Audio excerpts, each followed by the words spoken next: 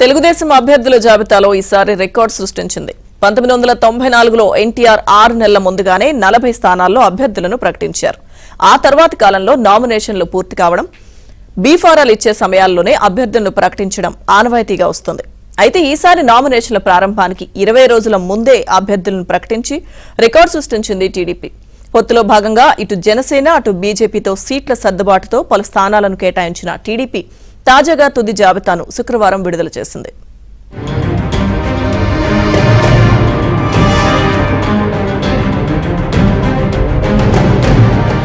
Telugu Desam party ఈసారి అభ్యర్థుల ఎంపిక ప్రకటనలో ముందంజలో ఉంది. నామినేషన్ల పర్వం ప్రారంభం కావడానికి 20 రోజుల ముందే జాబితాలను ప్రకటించిన చంద్రబాబు నేరుగా ప్రచార రంగంలోకి వెళ్లారు. ప్రజాగళం యాత్ర పేరుతో చంద్రబాబు గత 3 రోజుల నుంచి చిత్తూరు, అనంతపురం, కర్నూలు, నెల్లూరు జిల్లాల్లో రోజుకు 3 సభలు చొప్పున నిర్వహిస్తున్నారు. చంద్రబాబు నాయుడు ప్రజాగళం సభలో పాల్గొంటుండగా టీడీపీ జాతీయ ప్రధాన కార్యదర్శి నారా లోకేష్ మంగళగిరిలో ప్రచారం నిర్వహిస్తున్నారు. అభ్యర్థుల జాబితాను ప్రకటించడం పూర్తి కావడంతో ఇక ప్రచారాన్ని వేగవంతం చేయాలని తెలుగుదేశం నిర్ణయించింది.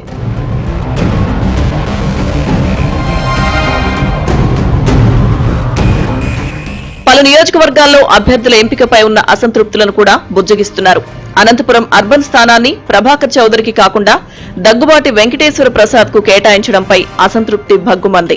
అనపర్తి స్థానాన్ని బీజేపీకి ఇవ్వడంపై కూడా అక్కడ తీవ్ర ఆందోళనలు ప్రారంభమయ్యాయి. నల్లమిల్లి రామకృష్ణారెడ్డికి టికెట్ ఇవ్వాలని కూడా ఆందోళనలు జరుగుతున్నాయి.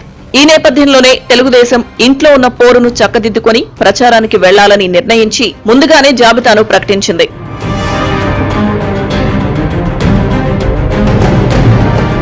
టీడీపీ తొలి జాబితాలో 94, రెండవ జాబితాలో 34, మూడవ జాబితాలో 11 మంది పేర్లను ప్రకటించగా ఇందులో 4 స్థానాల్లో మార్పులు చేర్పులు కలుపుకుని 4 జాబితాలో మొత్తం 9 స్థానాల్లో అభ్యర్థులను ప్రకటించి మొత్తం 144 అసెంబ్లీ స్థానాలకు అభ్యర్థులను ప్రకటించేసింది. మరోవైపు తెలుగుదేశం 17 లోక్సభ స్థానాల్లో మాత్రమే పోటీ చేస్తుంది. తొలి విడతలో 13 స్థానాల్లో అభ్యర్థులను ప్రకటించగా తుది జాబితాలో శుక్రవారం 4 స్థానాలను కలుపుకొని మొత్తం 17 స్థానాల్లో అభ్యర్థులను ప్రకటించేసింది. అంటే తెలుగుదేశం ఎంపీ స్థానాలను కూడా ముందుగానే ప్రకటించినట్లయింది. షెడ్యూల్ వచ్చిన వెంటనే జాబితాను ప్రకటిస్తామని టీడీపీ ముందు నుంచి చెబుతూనే వచ్చింది. షెడ్యూల్ కు ముందే తొలి జాబితాను ప్రకటించింది. తాజాగా వరుసగా 3 జాబితాలను ప్రకటించింది. అయితే అసంతృప్తులను బుజ్జగించడం తెలుగుదేశానికి పెద్ద టాస్క్ లా మారింది. ఒక బృందాన్ని జోనల్ కోఆర్డినేటర్లను అక్కడకు పంపి అసంతృప్తులను బుజ్జగించే పని చేపట్టింది.